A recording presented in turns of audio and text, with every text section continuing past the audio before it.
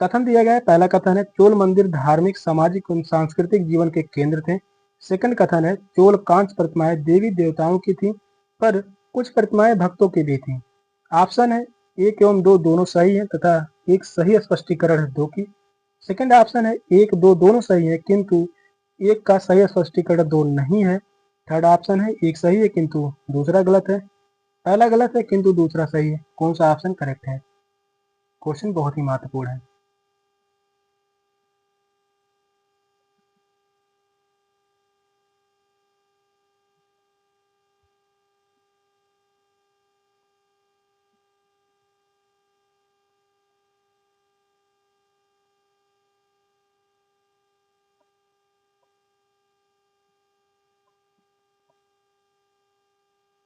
कथन पहला कह रहा है चोल मंदिर धार्मिक सामाजिक एवं सांस्कृतिक जीवन के केंद्र थे, यह बात सही है। पहला कथन सही है। दूसरा कथन कह रहा है चोल कांच प्रतिमाएं देवी देवताओं की थी, पर कुछ प्रतिमाएं भक्तों की भी थी, यह बात भी सही है, लेकिन स्पष्टीकरण सही नहीं है। सेकंड ऑप्शन करेक्ट होगा। 1 और 2 दोनों सही हैं, किंतु एक का सही स्पष्टीकरण 2 नहीं है। सेकंड ऑप्शन जो है करेक्ट होगा। द्रविड़ शैली के मंदिरों के निर्माण में चोल शासकों का विशेष योगदान रहा है और चोलकालीन मंदिरों में तंजौर व बृहदेश्वर मंदिर बेहद प्रसिद्ध हैं और चोल मंदिर धार्मिक सामाजिक एवं सांस्कृतिक जीवन के केंद्र थे।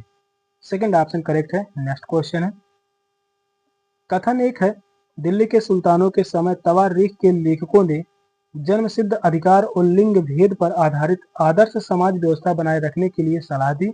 कथन दूसरा है उनके विचारों से सारे लोग सहमत होते थे। ऑप्शन है 1 और 2 दोनों सही है। पहला सही स्पष्टीकरण है दूसरे की।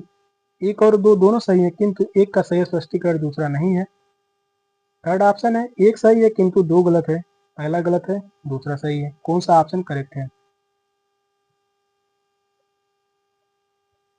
कथन से संबंधित सेट के एग्जाम में 20 से 25 क्वेश्चन पूछे जाते हैं। 20 से 25 क्वेश्चन पूछे जाते हैं सिर्फ और सिर्फ एसएसटी में ही।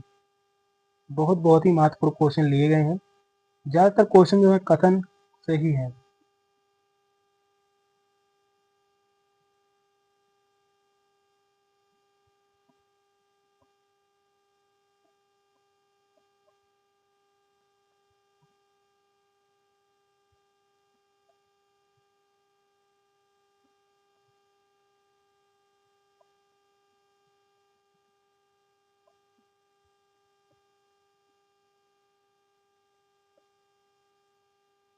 पहला कथन कह रहा है दिल्ली के सुल्तानों के समय तवारीख के लेखकों ने जन्म सिद्ध अधिकार और लिंग भेद पर आधारित आदर्श समाज व्यवस्था बनाए रखने की सलाह दी। यह बात सही है। पहला कथन सही है। दूसरा कथन कह रहा है उनके विचारों से सारे लोग सहमत होते थे, यह बात गलत है। सारे लोग सहमत नहीं होते थे। पहला सही है, दूसरा गलत है। थर्ड ऑप्शन करेक्ट होगा। पहला सही है किंतु दूसरा गलत है। इस क्वेश्चन का जो राइट आंसर होगा ऑप्शन सी। नेक्स्ट क्वेश्चन है, कथन है रजिया ने अपने अभिलेखों में अपना नाम पुरुषों जैसा लिखकर अपने पुरुष होने का भ्रम पैदा किया। दूसरा कथन है तवारीख के लेखकों ने सामाजिक तथा लिंग भेद को आधार बनाकर यह तर्क दिया कि पुरुष स्त्रियों की तुलना में श्रेष्ठ होते हैं। ऑप्शन वही है, पहला सही है, दूसरा दोनों सही है और एक का सही स्पष्टीकरण दूसरा है। दोनों सही है, पहले का स्पष्टीकरण दूसरा नहीं है। पहला सही है, दूसरा गलत है। पहला गलत है, दूसरा सही है। कौन सा ऑप्शन करेक्ट है? यह भी क्वेश्चन जो है बहुत ही इंपॉर्टेंट है।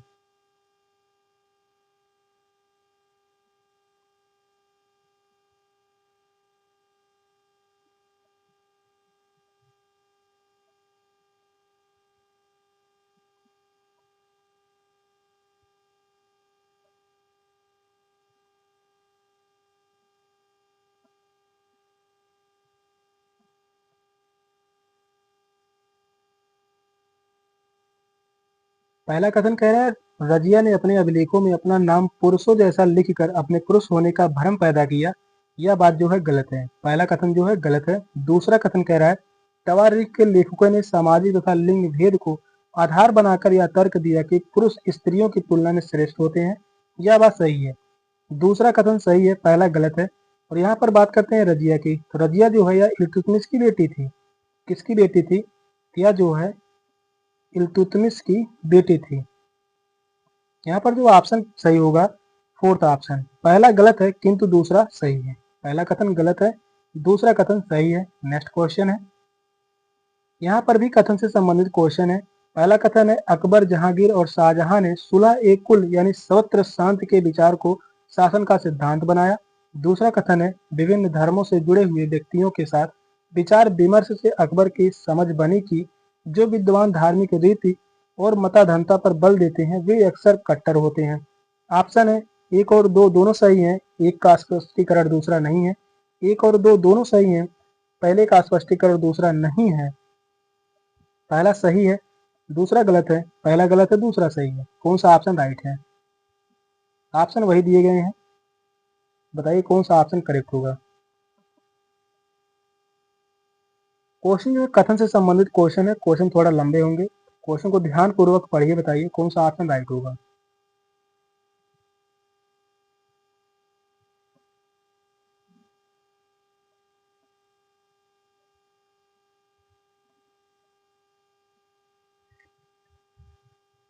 यहाँ पर जो कथन पहला कह रहा है अकबर, जहांगीर और शाहजहां ने सुलह ए कुल सर्वत्र शांति के विचार को शासन का सिद्धांत बनाया, यह बात सही है। पहला कथन सही है। दूसरा कथन कह रहा है विभिन्न धर्मों से जुड़े हुए व्यक्तियों के साथ विचार विमर्श से अकबर की समझ बनी कि जो विद्वान धार्मिक रीति और मताधनता पर बल देते हैं वे अक्सर कट्टर होते हैं, यह बात भी सही है और स्पष्टीकरण भी सही है। फर्स्ट ऑप्शन ही करेक्ट होगा। एक और दो दोनों सही हैं और एक का सही स्पष्टीकरण दूसरा है। फर्स्ट ऑप्शन करेक्ट है। नेक्स्ट क्वेश्चन है, यहाँ पर भी कथन दिया गया है। पहला कथन है दिल्ली के सुल्तानों और मुगलों के काल में श्रेणीबद्ध समाज ज्यादा सरल हो गया। सेकंड कथन है जनजाति समाज कई असमान वर्गों में विभाजित नहीं था। ऑप्शन है एक और दो दोनों सही हैं, एक का सही स्पष्टीकरण दूसरा है। पहला दूसरा दोनों सही है, पहले का स्पष्टीकरण दूसरा नहीं है। पहला सही किंतु दूसरा गलत है, पहला गलत है, दूसरा सही है। कौन सा ऑप्शन करेक्ट है?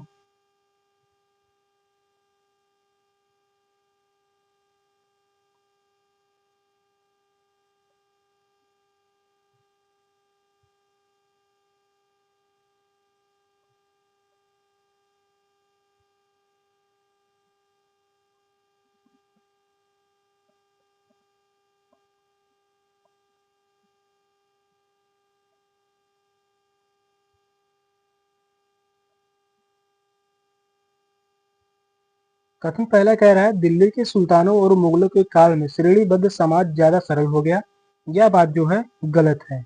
पहला ही कथन जो है गलत है। दूसरा कथन कह रहा है जनजाति समाज कई असमान वर्गों में विभाजित नहीं था, यह बात जो है सही है। दूसरा कथन सही है, पहला गलत है। फोर्थ ऑप्शन करेक्ट होगा। पहला गलत है किंतु दूसरा सही है। इस क्वेश्चन का जो राइट आंसर है ऑप्शन डी। नेक्स्ट क्वेश्चन है, कथन पहला कह रहा है बहादुर शाह जफर ने मुखियाओं और शासकों को चिट्ठी लिखकर अंग्रेजों से लड़ने के लिए भारतीय राज्यों का एक संघ बनाने का आह्वान किया। दूसरा कथन है बहादुर शाह जफर ने 1857 की बगावत को अपना समर्थ देने के फैसले ने स्थिति रातों रात पीड़ित बगावतियों के पक्ष में बदल दी। ऑप्शन वही है, पहला दूसरा दोनों सही है। पहले ने दूसरे को सुनिश्चित किया, पहला दूसरा दोनों सही है किंतु पहला और दूसरों के बीच कोई संबंध नहीं है। ऑप्शन में थोड़ा चेंज है, पहला सही है किंतु दूसरा गलत है। पहला गलत है, दूसरा सही है। कौन सा ऑप्शन राइट होगा?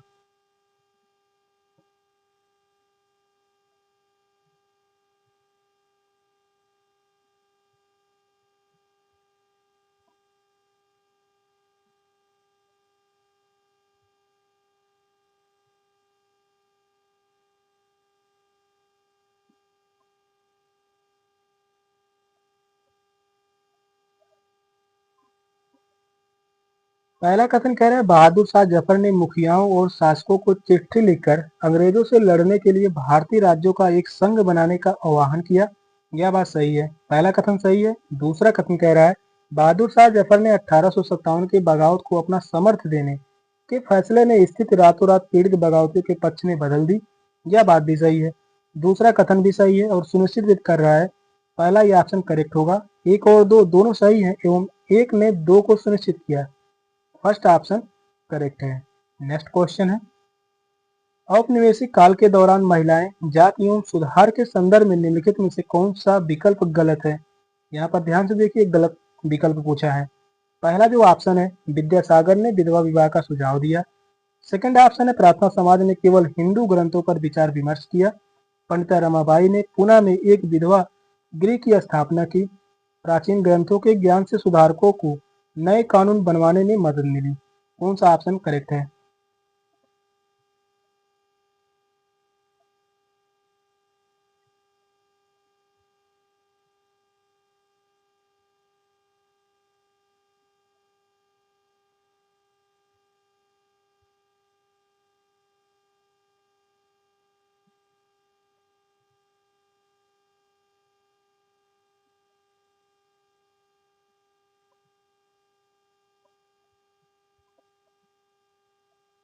औपनिवेशिक काल के दौरान महिलाएं जाति एवं सुधार के संदर्भ में वह कौन सा विकल्प गलत है? प्रार्थना समाज ने केवल हिंदू ग्रंथों पर विचार विमर्श किया, यह बात जो है गलत है। प्रार्थना समाज की स्थापना आत्माराम पांडुरंग ने की थी। प्रार्थना समाज की स्थापना किसने की थी? आत्माराम पांडुरंग ने। आत्माराम पांडुरंग ने की थी। कब किया था? 1867 में। प्रार्थना समाज की स्थापना कब की गई थी? 1867 में। और इसका उद्देश्य एकेश्वर और समाज सुधारक था। इसने विधवा विवाह का प्रचार किया तथा जाति प्रथा को अस्वीकार कर दिया। यहाँ पर जो दिया गया था केवल हिंदू ग्रंथों पर विचार विमर्श किया, तो यह बात जो है गलत है। और पूछा है गलत विकल्प कौन है? Second option. इस क्वेश्चन का जो राइट आंसर होगा ऑप्शन बी। नेक्स्ट क्वेश्चन है, तेलंगाना राज्य पहले भारत के किस राज्य का हिस्सा था? महाराष्ट्र, आंध्र प्रदेश, मध्य प्रदेश, कर्नाटक। कौन सा ऑप्शन करेक्ट है? क्वेश्चन जो है इंपॉर्टेंट है।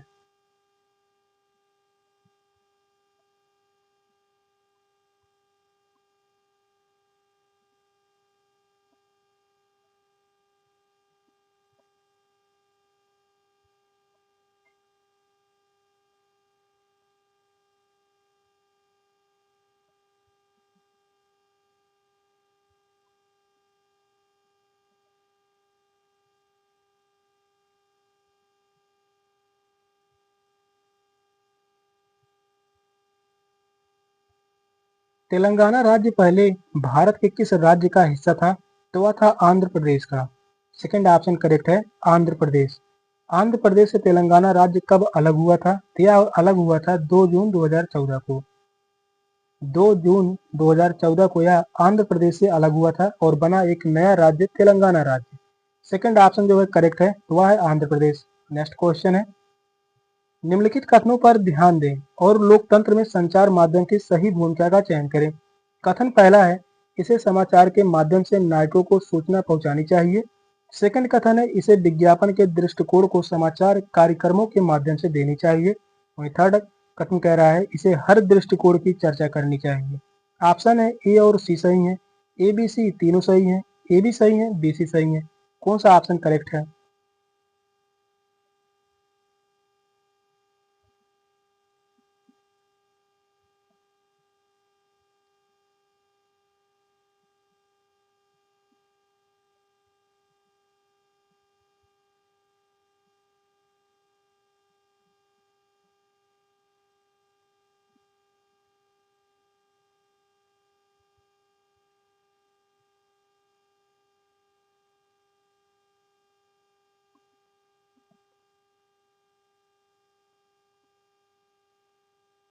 क्वेश्चन कह रहा है लोकतंत्र में संचार माध्यम की सही भूमिका का चयन करें। इसे समाचार के माध्यम से नागरिकों को सूचना पहुंचानी चाहिए, यह बात सही है। पहला कथन सही है, इसे विज्ञापन के दृष्टिकोण को समाचार कार्यक्रमों के माध्यम से देनी चाहिए, यह बात जो है गलत है। तीसरा कथन कह रहा है इसे हर दृष्टिकोण की चर्चा करनी चाहिए, यह भी जो है सही होगा। सही जो होगा वह होगा ए और सी। इस ऑप्शन में तो है, फर्स्ट ऑप्शन में ही है। इस क्वेश्चन का जो राइट आंसर होगा ऑप्शन ए। नेक्स्ट क्वेश्चन है, निम्नलिखित में से कौन सा विज्ञापन रूढ़वादी चित्रण यानी जेंडर स्टीरियोटाइप का उदाहरण नहीं है? लिपस्टिक के विज्ञापन में एक महिला का मेकअप करना, गाड़ी के विज्ञापन में एक महिला को पति द्वारा ऑफिस से नहीं दफ्तर छोड़ जाना, स्पोर्ट जूते के विज्ञापन में एक लड़की फुटबॉल खेलती हुई, फोर्थ ऑप्शन है चाय के विज्ञापन में एक माँ का सुबह चाय बनाना। कौन सा ऑप्शन राइट है?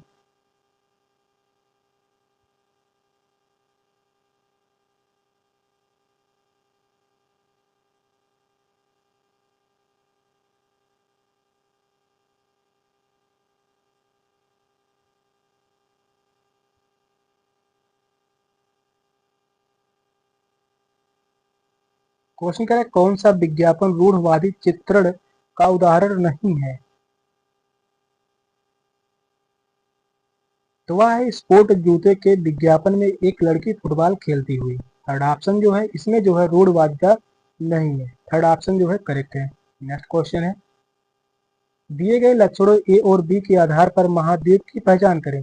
यह विश्व का सबसे छोटा महाद्वीप है जो पूरी तरह से दक्षिणी गोलार्ध में स्थित है। इसे द्वीपीय महाद्वीप भी कहा जाता है। कौन सा वह महाद्वीप है? दक्षिणी अमेरिका, अफ्रीका, अंटार्कटिका या ऑस्ट्रेलिया? कौन सा ऑप्शन करेक्ट है?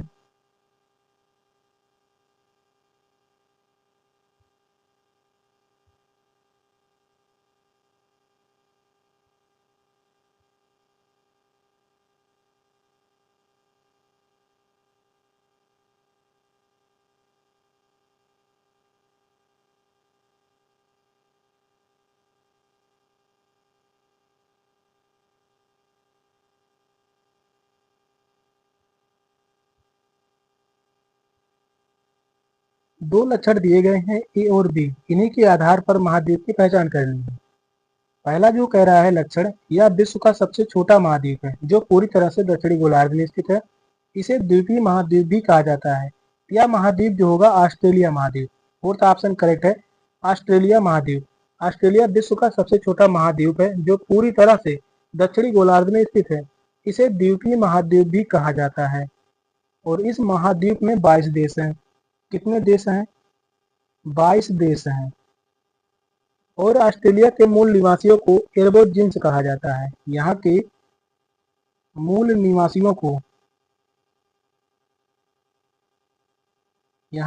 निवासियों को क्या कहा जाता है?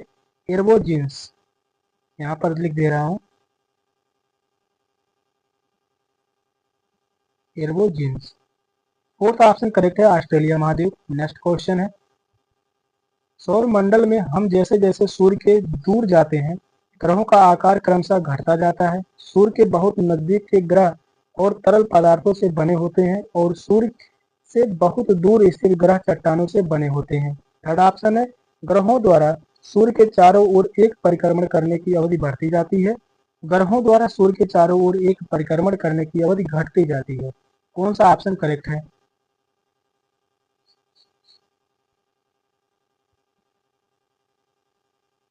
क्वेश्चन इंपॉर्टेंट है। क्वेश्चन कर रहा है सौर मंडल में हम जैसे जैसे सूर्य के दूर जाते हैं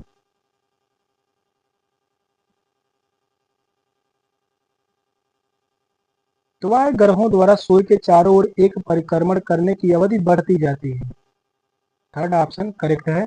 सूर्य के चारों ओर चक्कर लगाने और विभिन्न ग्रहों, क्षुद्र ग्रहों, धूमकेतुओं तथा अन्य आकाशीय पिंडों के समूह को सौर मंडल कहते हैं। और सौर मंडल में जैसे जैसे कोई ग्रह सूर्य से दूर जाता है तो ग्रहों द्वारा सूर्य के चारों ओर एक परिक्रमण करने की अवधि बढ़ती जाती है। थर्ड ऑप्शन करेक्ट है। नेक्स्ट क्वेश्चन है कल्पना करें यदि पृथ्वी अपनी कच्ची समतल की ओर नहीं झुकी होती तो प्रदीप्त वृत्त और देशांतर रेखाएं एक दूसरे से मिल जाती। प्रदीप्त वृत्त अक्षांशीय रेखाएं एक दूसरे से मिल जाती। किसी क्षेत्र विशेष में कोई मौसमी परिवर्तन नहीं होता। फोर्थ कथन कह रहा है किसी क्षेत्र विशेष में ज्यादा मौसमी परिवर्तन होता।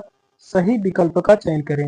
ए, बी और सी सही है, बी और डी सही है, ए और सी सही है, ए और डी सही है। कौन सा ऑप्शन राइट है?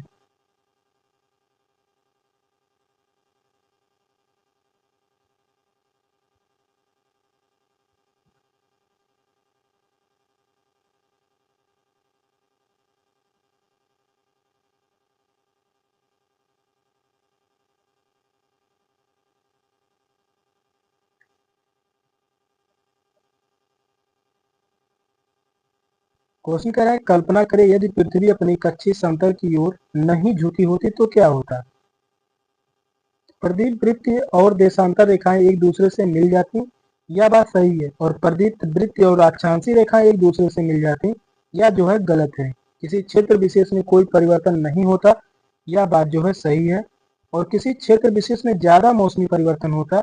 यह बात जो है गलत है। ए और सी जो है सही है। यह दोनों कथन सही है। किस ऑप्शन में? तो वह है ऑप्शन सी में। थर्ड ऑप्शन जो है करेक्ट है। नेक्स्ट क्वेश्चन है भारत में शरद ऋतु के संबंध में ए, बी और सी पर विचार कीजिए और सही विकल्प का चयन कीजिए। कथन ए है इस मौसम को दक्षिणी पश्चिमी मानसून के नाम से भी जाना जाता है। सेकंड कथन है इस मौसम में पवन बंगाल की खाड़ी तथा अरब सागर में स्थल की ओर बढ़ती है। यह मौसम मानसून के आने तथा आगे बढ़ने का मौसम है। ऑप्शन है बी और सी सही है, ए गलत है। ए बी सी सभी गलत हैं। ए बी सी सही है, ए बी सही है किंतु सी गलत है। फोर्थ ऑप्शन कह रहा है ए सी सही है, बी गलत है। कौन सा ऑप्शन करेक्ट होगा? क्वेश्चन लंबा है, क्वेश्चन को ध्यान पूर्वक पढ़िए, बताइए कौन सा ऑप्शन करेक्ट है।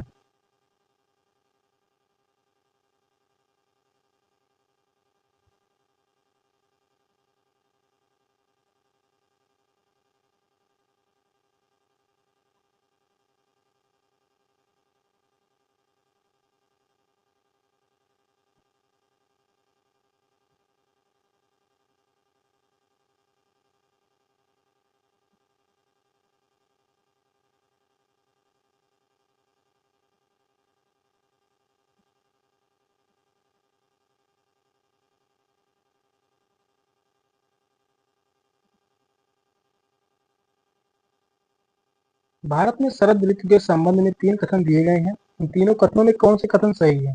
पहला कथन जो कह रहा है इस मौसम को दक्षिणी पश्चिमी मानसून के नाम से जाना जाता है, यह बात जो है गलत है। और इस मौसम में पवन बंगाल की खाड़ी तथा अरब सागर में स्थल की ओर बहती है, यह बात भी गलत है। यह मौसम मानसून के आने तथा आगे बढ़ने का मौसम है, यह बात भी गलत है। तीनों ही कथन गलत हैं।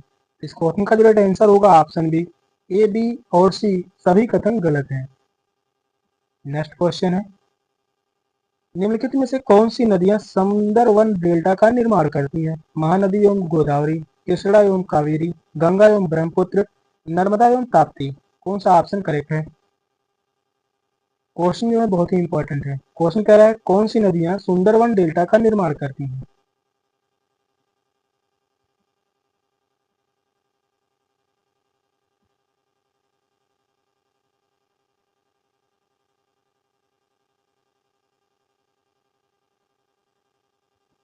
सुंदरवन डेल्टा का निर्माण करती हैं गंगा एवं ब्रह्मपुत्र नदी। थर्ड ऑप्शन करेक्ट है, गंगा एवं ब्रह्मपुत्र नदी। सुंदरवन डेल्टा विश्व का सबसे बड़ा डेल्टा है। यह जो है सुंदरवन डेल्टा जो है विश्व का सबसे बड़ा डेल्टा है। विश्व का सबसे बड़ा डेल्टा है, सबसे बड़ा डेल्टा है। और निर्माण जो है गंगा ब्रह्मपुत्र नदियों के द्वारा होता है। यह डेल्टा भारत और बांग्लादेश में विस्तारित है। यह डेल्टा जो है कहाँ पर विस्तारित है? भारत भारत और बांग्लादेश, बांग्लादेश यहाँ पर जो है विस्तारित है। किन देशों में? भारत और बांग्लादेशों में। इस डेल्टा पर सुंदरी नामक वृक्ष पाया जाता है। सुंदरवन डेल्टा में सुंदरी नामक वृक्ष पाया जाता है। यह सभी बहुत ही महत्वपूर्ण है। सुंदरी नामक जो है वृक्ष पाया जाता है। थर्ड ऑप्शन करेक्ट है। इस डेल्टा का निर्माण गंगा एवं ब्रह्मपुत्र नदी के द्वारा हुआ है। नेक्स्ट क्वेश्चन है दिए गए लक्षणों ए बी के आधार पर वायुमंडलीय परत की पहचान करें। अंतरिक्ष से प्रवेश करने वाली उल्कापिंड इस परत में आके जलने लगती हैं और इस परत में बढ़ती ऊंचाई के साथ तापमान घटता है। तो वह कौन सा मंडल होगा? मध्य मंडल, बाह्य मंडल, क्षोभ मंडल, समताप मंडल। कौन सा ऑप्शन राइट है?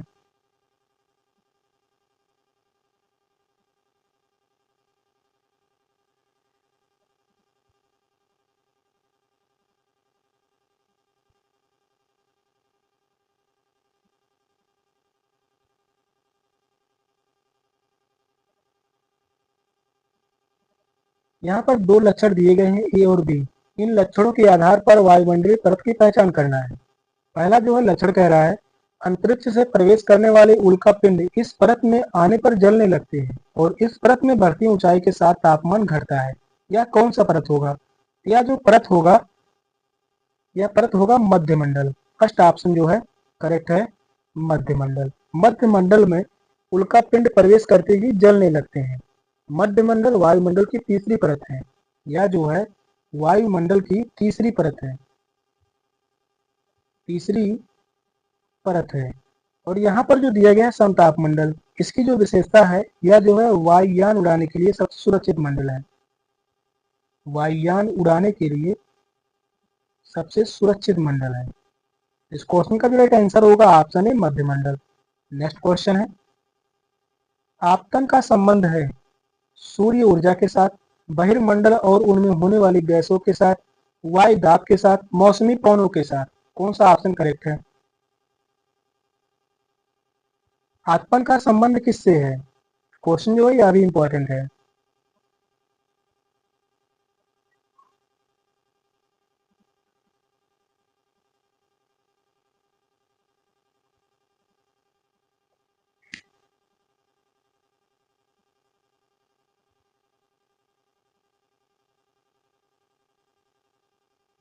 आपतन का संबंध जो है सूर्य ऊर्जा के साथ है। फर्स्ट ऑप्शन करेक्ट है, सूर्य ऊर्जा के साथ है। सूर्य द्वारा लघु तरंगों के रूप में विसर्जित तथा प्रकाश की गति से पृथ्वी तक पहुंचाने वाली ऊर्जा आपतन कहलाती है और सूर्य के केंद्रीय भाग में निरंतर नाभिकीय संलयन की क्रिया चलती रहती है।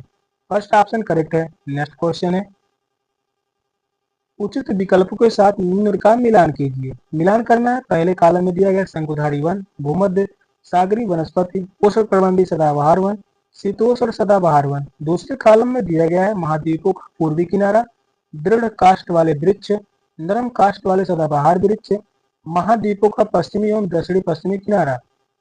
और ऑप्शन जो है यहाँ पर चारों ऑप्शन दिए गए हैं, किस ऑप्शन में सही मिलान किया गया है वही बताना है।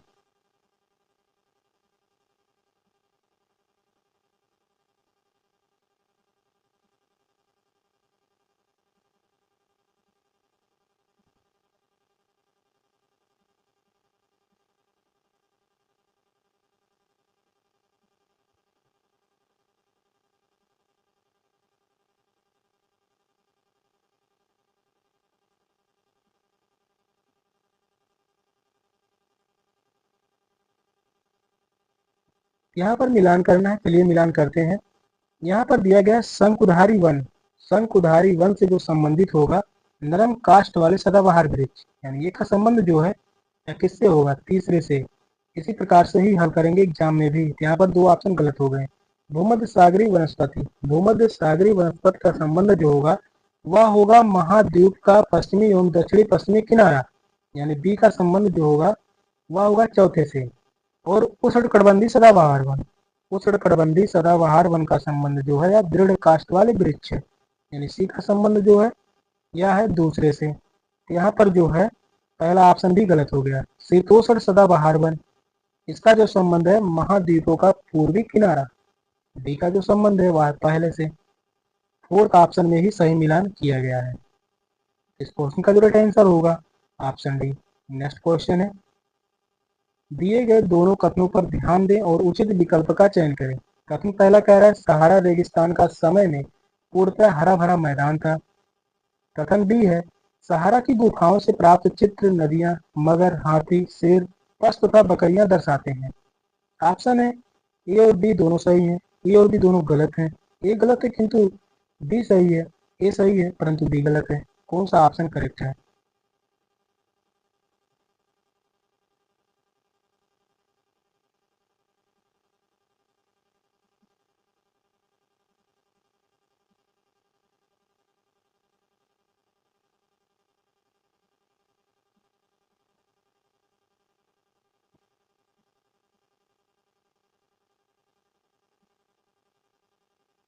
दिए गए दोनों कथनों पर ध्यान दें और उचित विकल्प का चयन करें। कथन पहला कह रहा है सहारा रेगिस्तान समय में पूर्णतः हरा भरा मैदान था। यह बात जो है सही है, पहला कथन सही है। दूसरा कथन कह रहा है सहारा की गुफाओं से प्राप्त चित्र नदियां, मगर, हाथी, शेर, पशु तथा बकरियां दर्शाते हैं। यह भी कथन जो है सही है। दोनों कथन सही हैं, पहला और दूसरा दोनों कथन सही हैं। फर्स्ट ऑप्शन है करेक्ट होगा, ए और बी दोनों सही है। और सहारा रेगिस्तान की बात करते हैं, यह विश्व का सबसे बड़ा रेगिस्तान है। यह जो है विश्व का सबसे बड़ा रेगिस्तान है, सबसे बड़ा रेगिस्तान है। फर्स्ट ऑप्शन करेक्ट है, दोनों ही कथन सही है। नेक्स्ट क्वेश्चन है, डॉल्फिन के बारे में दिए गए ए बी सी कथनों पर विचार कीजिए और सही विकल्प का चयन कीजिए। कथन ए है गंगा और ब्रह्मपुत्र नदी के आलवड़ जल में डाल्फिन पाई जाती है। दूसरा कथन है डाल्फिन अभ्यारण्य बिहार राज्य में अवस्थित है। तीसरा कथन है डाल्फिन की उपस्थिति से जल की शुद्धता का पता चलता है। ऑप्शन है बी सी सही है परंतु ए गलत है, ए बी सही है परंतु सी गलत है, ए बी सी तीनों सही है, ए सी सही है परंतु बी गलत है। कौन सा ऑप्शन करेक्ट होगा?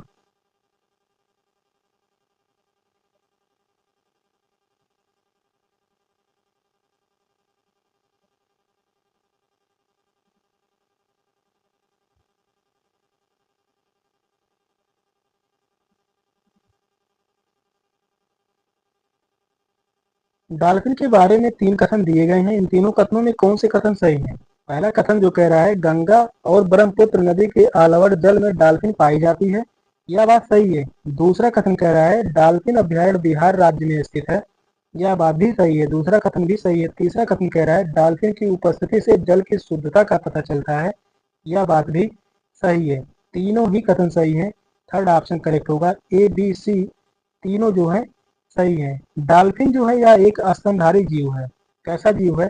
यह जो है एक स्तनधारी जीव है। यह जो है एक स्तनधारी जीव है। थर्ड ऑप्शन करेक्ट है। सेशन का लास्ट क्वेश्चन था। क्वेश्चन कैसे लगे कमेंट में जरूर बताइएगा। चैनल पर नए हैं चैनल को सब्सक्राइब कर लीजिए। मिलते हैं क्लास में, तब तक के लिए बाय बाय, टेक केयर, जय हिंद।